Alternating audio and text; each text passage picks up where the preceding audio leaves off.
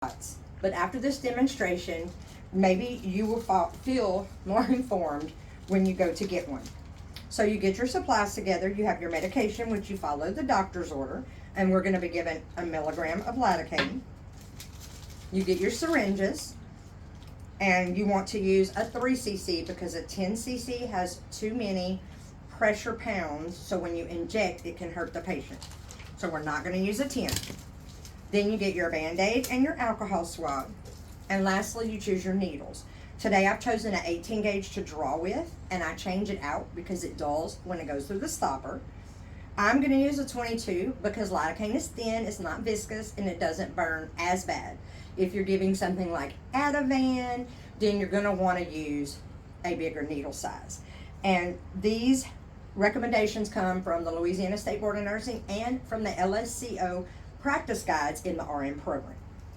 Next, you're going to make sure and identify your patient. Make sure you have the right patient. And then we're going to take our cap off. And at this point, I would already have gloves on and have washed my hands. I'm going to get my syringe and my draw needle, being careful not to touch the lumen of the needle.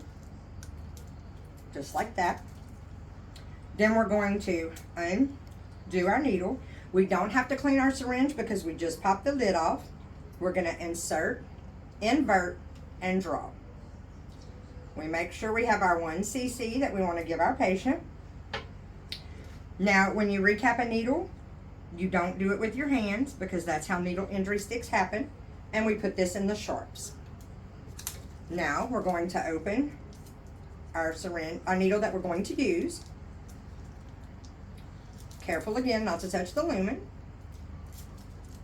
Now we're going to go to our patient. And with these, you want to give in children vastus lateralis, which is the leg.